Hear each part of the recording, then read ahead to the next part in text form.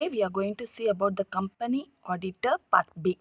I am Geeta Srinivasan, Assistant Professor, Department of Commerce from KCS Kasinagar College.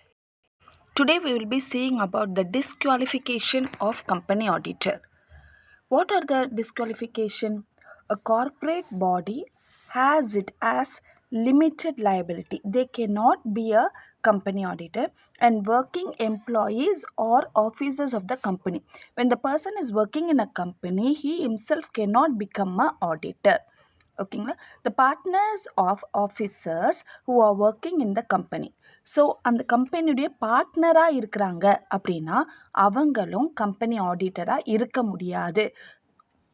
Then individual holding security of the company.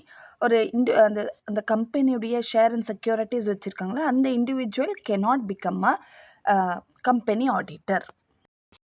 Now we will see about the removal of auditor.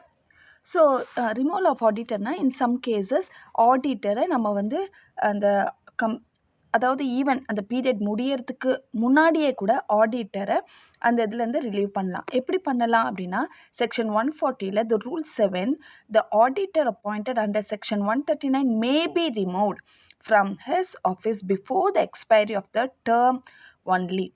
எப்படின்னா obtaining the prior approval of the central government by audit and auditor. 9 filling an application in form ADT 2 அப்படின்னா central கவர்மெண்ட்லேருந்து permission வாங்கணும்.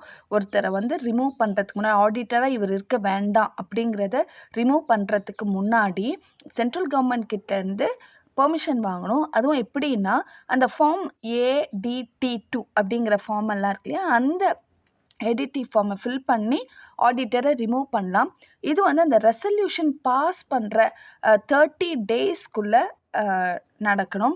இது maximum யார் பண்ணுவாங்கன்னா board of directors பண்ணலாம்.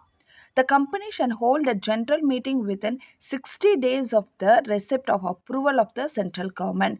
அதாவது இவங்க சென்ட்ரல் கவர்மெண்ட் கிட்ட பெர்மிஷன் வாங்குறாங்க இல்லையா அப்போ அவங்க பெர்மிஷன் கொடுத்த பிறகு அதுலேருந்து 60 நாட்களுக்குள்ள ஒரு மீட்டிங் கண்டக்ட் பண்ணி அதன் மூலயமா ஆடிட்டரை ரிமூவ் பண்ணலாம். The auditor concerned shall be given a reasonable opportunity of being heard. அதாவது கண்மூடித்தனமாக ஆடிட்டரை வந்து ரிமூவ் பண்ண முடியாது. அதுக்கு முன்னாடி என்ன ரீசனுக்காக நாங்கள் உங்களை ரிமூவ் பண்ணுறோம் அப்படின்ட்டு அந்த ஆடிட்டருக்கு சொல்லணும். அதுக்கு அவர் என்ன எக்ஸ்ப்ளனேஷன் கொடுக்குறாருங்கிறத அவங்க கேட்கணும். அவருக்கான வாய்ப்பை அவருக்கு கொடுக்கணும். அப்போ தான் வந்து ஒருவேளை அவர்கிட்ட சரியான ரீசன் இருந்தால் அப்போ வந்து ஆடிட்டரை ரிமூவ் பண்ணாமல் கூட இருக்கலாம்.